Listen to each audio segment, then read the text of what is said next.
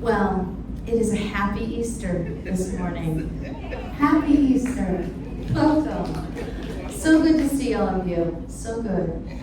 So great risings, good people. It is our Easter. It is an Easter for us. You know, last week I was talking about our journey into Holy Week. And everyone had a palm frond. And I asked you to utilize that palm frond as a token, something that you could acknowledge where you have limiting beliefs. And you could hold that frond up to the light and allow it to be seen, and then lay that frond at the feet of Jesus and allow those limiting thoughts to be released. We talked about letting go and letting God. We talked about how Jesus entered the city of Jerusalem with the full intention of living and loving his humanness and his divinity. And that therein is a sweet spot. He knew the difficulties that lay ahead of him, and he intentionally looked for the binding of that humanness and his divinity. And I brought up the word, Hebrew word called kava. Kava is the word used for the binding together. And so often in our efforts to be spiritual, we try to get rid of our humanness. We kind of say that ego thing is no good, we should get rid of it. And I'm here to offer a different perspective. That the ego it belongs to you. But it is a tool for navigating this world of duality. It is not meant to be in charge. And so putting that ego in the pocket where it belongs, you can love it. You put it in the right seat of the bus, it feels way more loving. And you can allow this letting go to allow the divine within you to come forward. And so many times we look at our humanness and we hear things like, our frailness or our vulnerability. Well, what would you like to receive if you were feeling frail, if you were feeling vulnerable? You would like to feel loved. And so I invite you to love the humanness of you, to show it love. Now, often in our society, we conflate the word love as to like it. You don't have to like it to love it. Any parent in this room can attest to that. You don't have to like it, but you can love it. And loving is a response. It is a way of being. It is a prayer practice. And so offering this new perspective just offers us the opportunity to pray with it, to love it, and something wonderful begins to happen and bloom. There is this deeper awakening within you. The divinity within you only knows how to love you. Let me say that again. The divinity within you only knows how to love you. So it is our resistance, it is our perspective's resistance that keeps us in some kind of cycle of separation. And through prayer, in this process, we can lift resistance so we can see great love. And we can feel that love. How many times have you been in a room full of people and felt alone? Part of what you're being asked to do from your divine self is to lean into love in those moments. To know that you know that you know that you are love. You are loved and you are loving. And so I like the idea of working with this and applying love to our humanness because it heals my broken perspectives and those places that keep me separate, that keep me alone in the room. And when I break those perspectives, it turns out I can be alone and have this fullness of God present with me. Sometimes my My parents have never lived alone. So they're like, how do you live alone, Natalie? I'm like, trust me, it is a full house. It is such a full sense of living when you can live in this idea and this presence of God. And you realize that you're never alone. So this week I'm practicing the prayer practice with my frond, and I have it out. And I am praying with it, and I am letting go, and I am letting God, and something beautiful shifts my perspective. Now I got to just start this bit of the story with a quote from Megan Watterson. Megan Watterson wrote a wonderful book called Mary Magdalene Revealed, and it tells her spiritual story. But I like how she starts. She says, I also want to clarify that this is going to end the way it begins. It's very T.S. Eliot in the Four Quartets. What T.S. Eliot says is, he says, and the end of all of our exploring will be to arrive where we started and know the place for the first time. And the end of all our exploring will be to arrive where we started and know the place for the first time. So I'm looking at this palm frond, and I don't make it into a cross, even though as a very well-trained Catholic young lady, I know how to do that. But I don't make it into a cross because it focuses my mind on the crucifixion. And when I came to Unity, one of the commitments I made to myself was that I wanted to shift and no longer live in crucifixion. I wanted to live in the resurrection. And so I totally was drawn to the 5 principles, because the 5 principles are guides on how we can live in the resurrection. We recognize the first one, God is all there is. Now I want you to look around this room and say to yourself, God is all there is. Yeah. Secondly, you are an essence of God, and you are inherently good. You never had to earn it. So you are an essence of God. You are inherently good. Third principle is that we are co-creators with God. That there is an energy bigger than us that supports us, loves us, moves through us, as us, to create and create the world we desire. And then the fourth one is affirmative prayer. Affirmative prayer is something we've been focusing on, but it is declaring and claiming it as so. You claim it. It is already yours. If God is all there is, all the abundance is already here. It is already yours. And so affirmative prayer claims that. And then the fifth principle is to live through thought, word, and action these principles. You live those things. And I gotta tell you, it's not because you're trying to be a good person and get to some place we call heaven. No. Resurrection living is acknowledging that the kingdom is already here. And the more you lean into and live into this resurrection living, the more you live into these 5 principles, the more you access that joy. The more you're able to deal with the difficult, because you see beyond the chaos to know the bigger picture. And so here I am. I'm holding my palm frond. I am resisting turning it into a cross because I don't want to be associated with that cross thing. I want to live into the resurrection. And I realized that I've created a bit of an aversion to the cross. So much so that this Christmas, my mother, whom I love dearly, said, Natalie, would you like a new cross for Christmas? I'd like to say I peacefully and lovingly said no, but I think it came out like, no. My poor mother.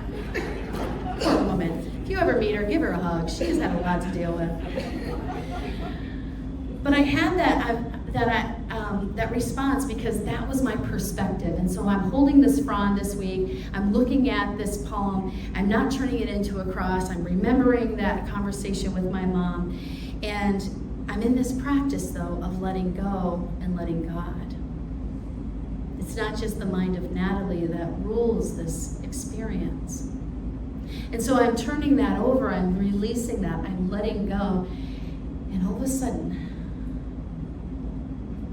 I start thinking about Kava, that place where humanity and divinity meet, where they bind together. And I'm looking at this cross, and there was a cross section where that meets. And my perspective shifts. There is the sweet spot right there where Christ consciousness can be accessed.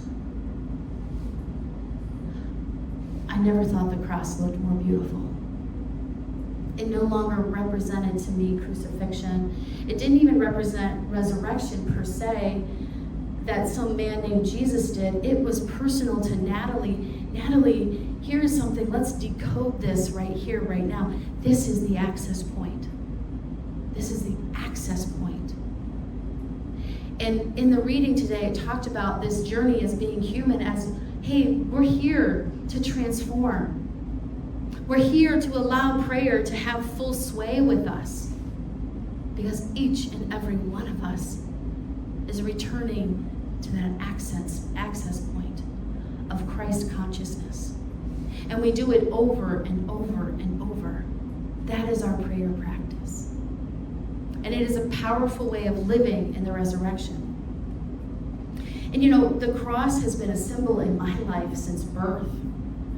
People call me a cradle Catholic. I was like, yeah, I was born into it. And so at every rite of passage, there was a cross. At every time I had a sacrament, there was a cross.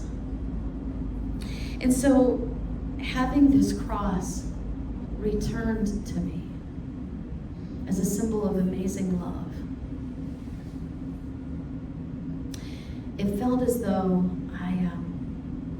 I had taken a journey, and I'd started here, and I had returned to my starting point. But I was seeing it again for the first time. Yeah. And I tell you that story because, honestly, as a minister, I probably shouldn't be too proud that I wasn't very into the cross, but it's the humanness of me. And there was the humanness of you. And I tell you this story because, to me, that is the power of prayer, that it could shift an old thought that was so deeply buried in me that I had an aversion to it, that it could shift that for me. That is what's possible for all of us. But I had to be willing to hold up my limiting belief to the light.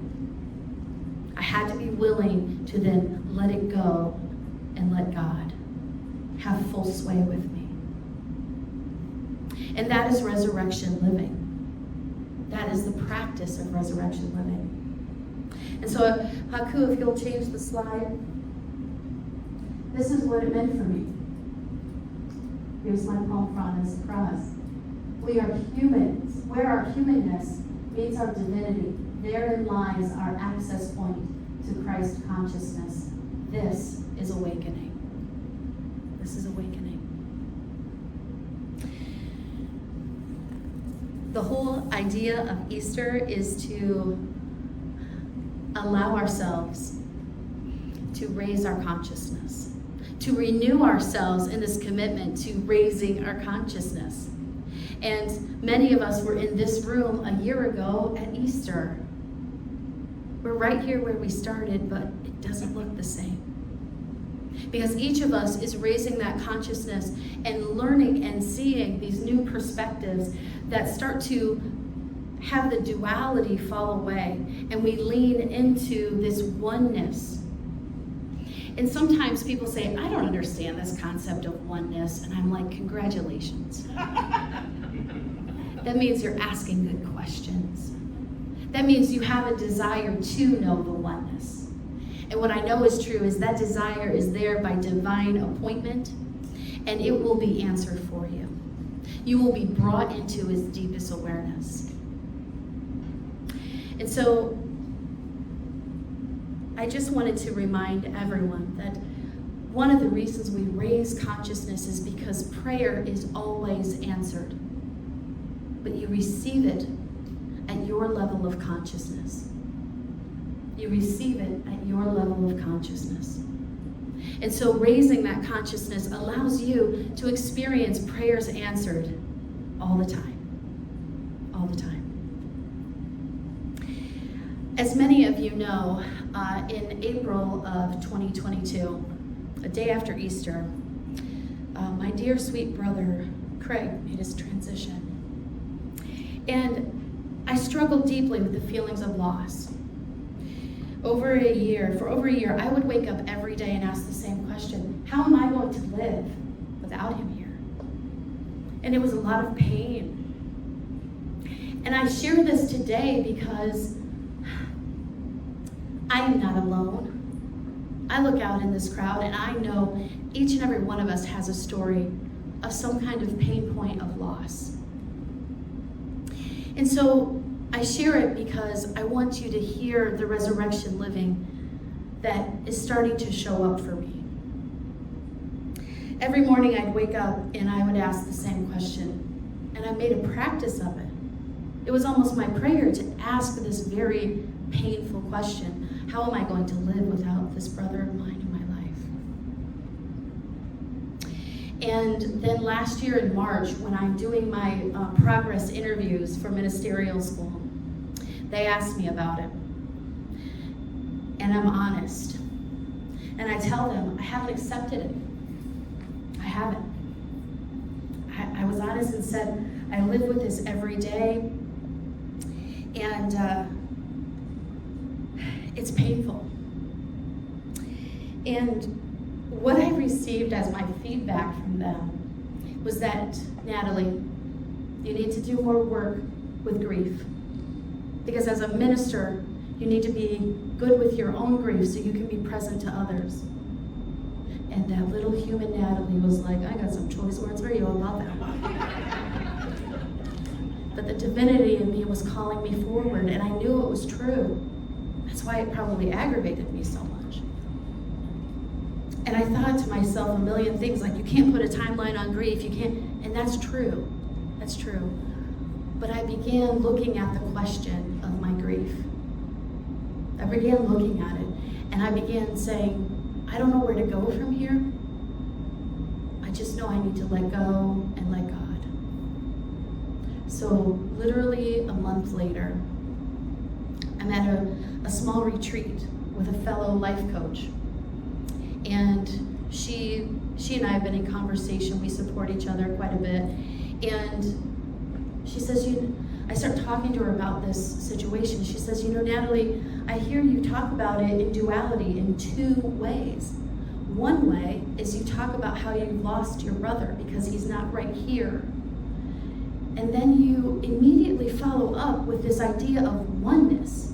The second thing is that you're in the oneness with him and you dream about him, you talk to him, you find yourself laughing at what he would have responded to. You find him here with you. She says the pain is in focusing on the loss and the duality. There's dissonance there. What if you shifted the question from how am I going to live without this person to how do I get to live in the oneness with this person? What if you started to teach yourself and lean into this oneness? I thought to myself now, something in me shifted because she was right. You can't have a foot in this canoe and a foot in this canoe and not strain something. And it's painful. So I took my foot out of the canoe of loss and I put it into the canoe of learning to live in this new understanding. Learning to live in the oneness with my brother. And it started to heal so many things within me. And in that healing, I allowed God to really guide me through and guide me back into this space of really feeling joy. Now I gotta tell you, every morning, because I had practiced it, I still woke up with that question. But because I had committed myself to the oneness, I immediately followed it up with, but how can I live with him here and now? How can together he and I live in this resurrection, in this oneness? And that was powerful for me. And I get to live with him.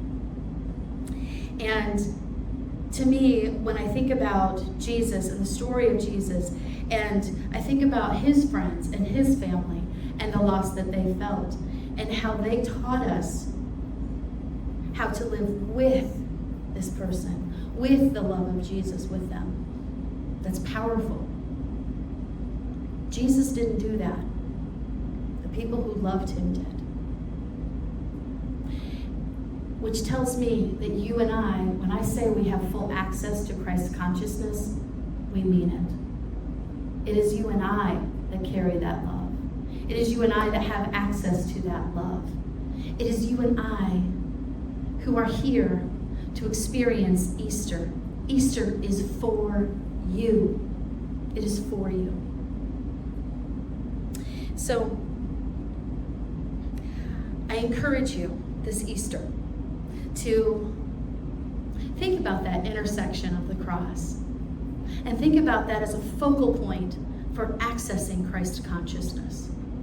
Think about how you love your humanness and how the divine within you is loving you.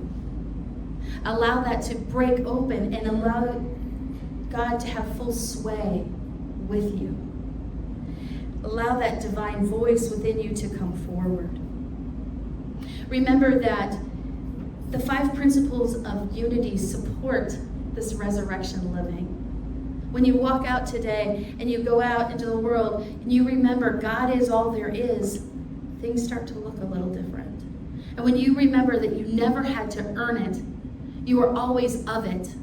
This goodness, this God essence is you. God is expressing through you, as you. It's a powerful way to walk around in this world. It's a powerful way of loving this world. And it's a powerful way of loving yourself. And when you do that, you become a natural co-creator with God. And you support yourself with this affirmative prayer. You claim what is yours and you do it, and you set yourself a commitment to continue and allow it to shift your life. And then you get this wonderful opportunity to live in the resurrection through thought, word, and deed, or action. Makes you want to be mindful of your words. That's why I invite you to be mindful of your thoughts. I don't know about you, but every time I see a rabbit up here, I'm like, yep, I've been down that rabbit hole before. But I've been empowered to take it back. I've been empowered by resurrection living. And so today I invite you to enjoy the awakening, to live in this joyful spot, and turn to your neighbor and wish them their own happy Easter.